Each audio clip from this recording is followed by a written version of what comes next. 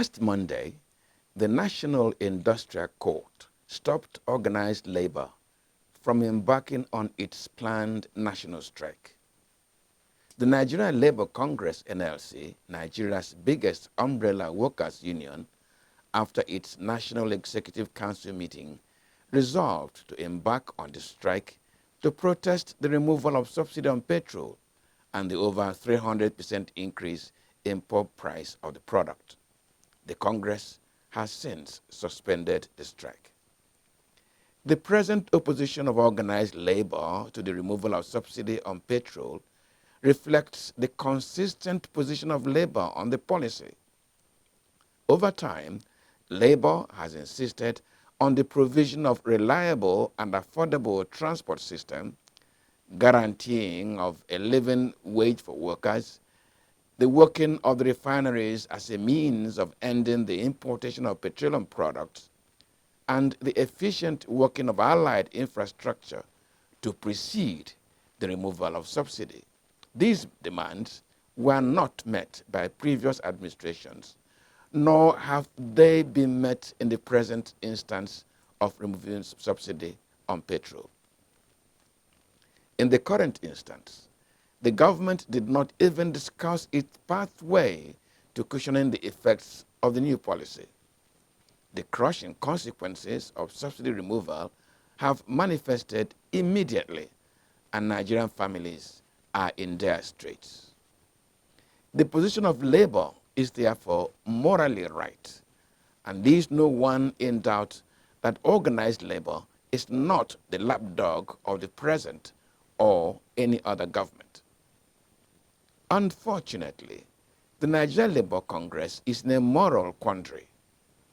It is a partisan now in Nigerian politics, having floated and supported its political party, the Labour Party. It has left itself open to accusation of political opposition to the subsidy removal policy. Yet, if it does not oppose it, workers will accuse its leadership of selling out. In resolving the moral quandary in which organized labor has found itself, it must reconcile itself to some realities. On May 1, the governor of Edo State, Godwin Obaseki, alerted the nation to the dire financial position of the country.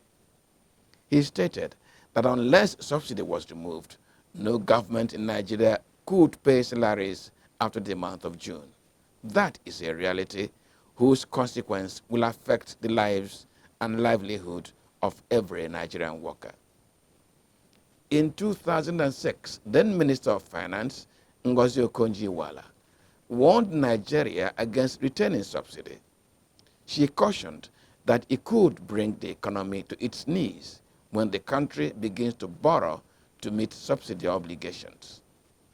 Today, that caution has become a reality whose consequence has created resource scarcity to provide basic needs in the society. The Nigerian workers are bearing the brunt. The Nigerian Labour Congress, which seems disposed to the strike option, should understand the dilemma in which the Tinubu administration has also found itself.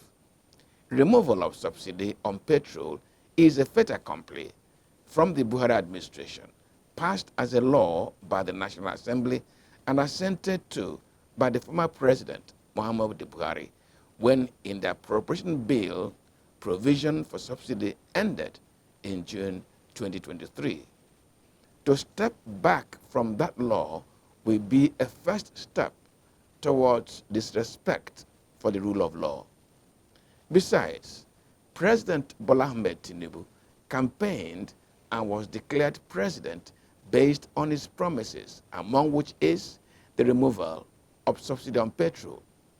Not to implement that policy will amount to political dishonesty, a disposition which NLC itself stands against. It bears stating that all political parties, that is APC, the PDP, and Labour Party, promised to remove subsidy on petrol if elected into office.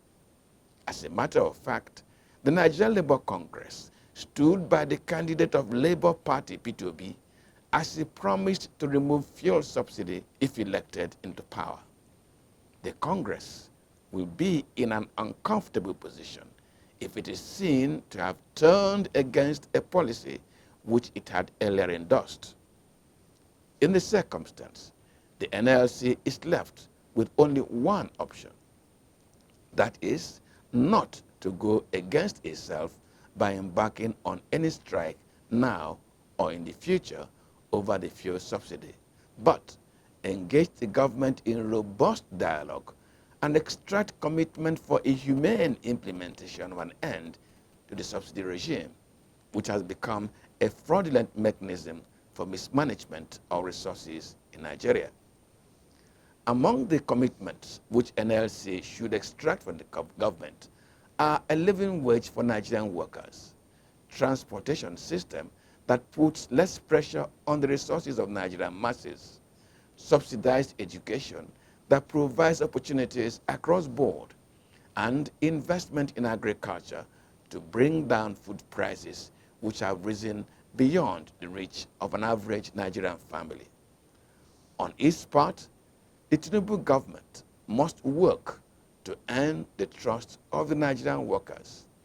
Promises and agreements implemented in the breach erode the people's confidence and trust and make ALUTA the only option left to organize labor.